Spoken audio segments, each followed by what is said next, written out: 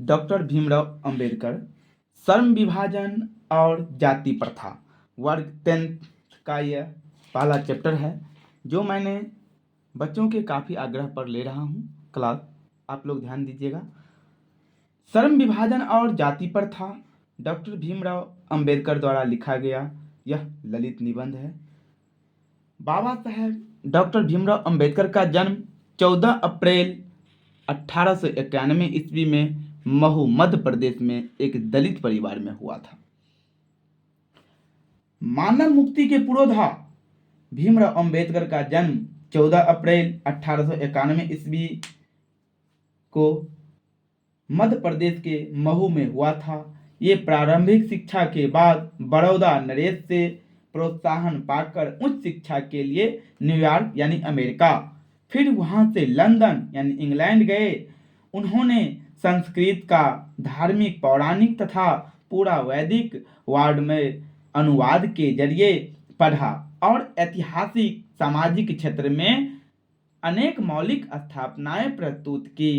इस प्रकार वे इतिहास, मीमांसा, विधिवेता, समाजशास्त्री, अर्थशास्त्री, शिक्षाविद तथा धर्म दर्शन के व्याख्याता बनकर उभरे। कुछ दिनों तक वकालत करने के बाद राजनीतिक में सक्रिय भूमिका निभाते हुए उन्होंने अछूतों, स्त्रियों तथा मजदूरों को मानवीय अधिकार तथा सम्मान दिलाने के लिए अथक संघर्ष यानी प्रयास किया। इनका निधन 1956 ईस्वी में हुआ था। डॉक्टर भीमराव अंबेडकर की कुछ रचनाएं हैं जैसे the custom in India, there mechanism, अन्य बहुत ऐसे रचनाएं हैं। अब मैं इसकी साहित्यिक विशेषताएं के बारे में बताता हूं। जो इस पाठ में दिया गया है उसका मैं सार बता रहा हूं, आप लोग ध्यान दीजिएगा। साहित्यिक विशेषताएं हैं। आधुनिक भारतीय चिंतकों में बाबा साहेब डॉक्टर भीमराव अंबेडकर का अत्यंत महत्वपूर्ण स्थान प्राप्त है। इन्होंने जीवन भर दलितों की मुक्ति तथा सामाजिक क्षमता के लिए संघर्ष किया। इनका सारा लेखन इसी संघर्ष से जुड़ा हुआ है। इन्होंने व्यापक अध्ययन एवं चिंतन के बल पर भारतीय स्वाधीनता संग्राम में एक नई अंतर्वस्तु भरने का काम किया।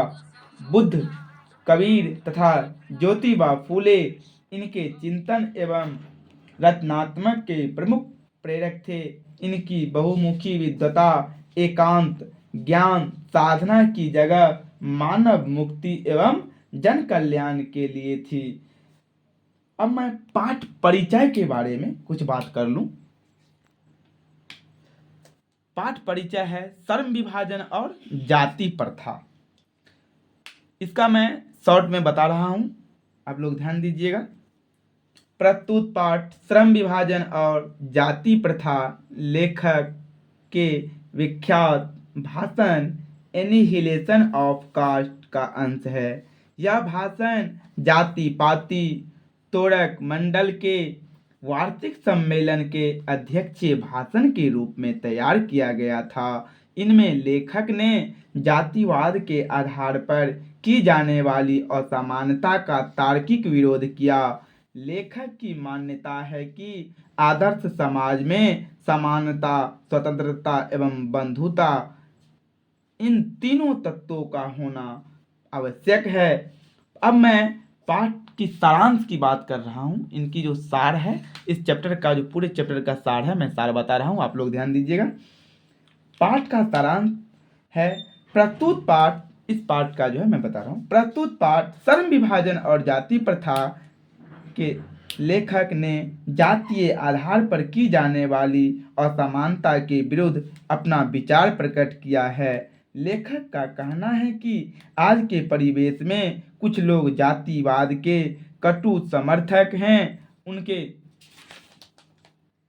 अनुसार कार्यानुशलता के लिए श्रम विभाजन आवश्यक है, क्योंकि जाति प्रथा श्रम विभाजन का ही दूसरा रूप है। लेकिन लेखक की आपत्ति है कि जातिवाद श्रम विभाजन के साथ साथ श्रमिक विभाजन का रूप लिए हुए हैं।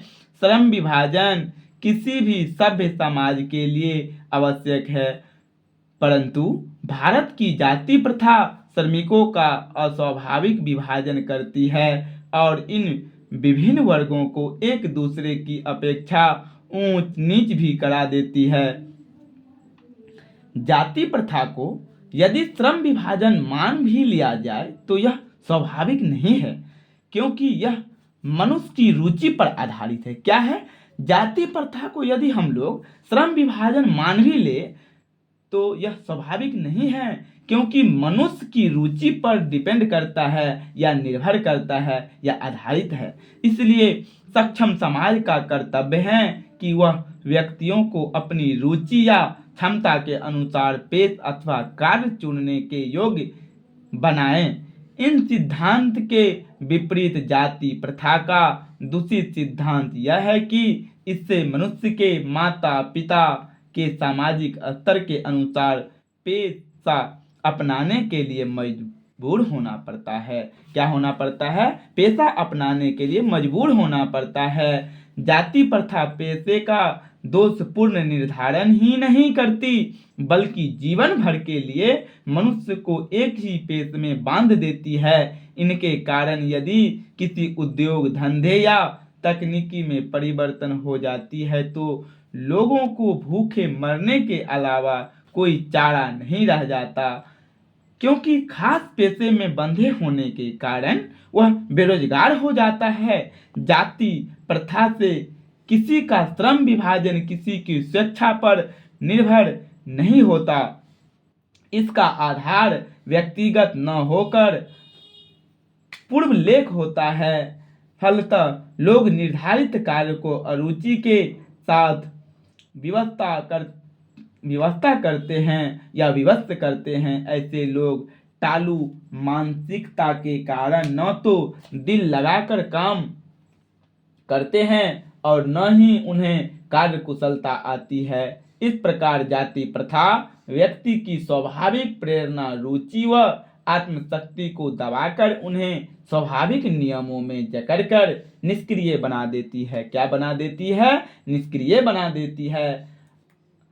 समाज के रचनात्मक पहलू पर विचार करते हुए लेखक कहता है कि मेरे द्वारा जाति प्रथा की आलोचना सुन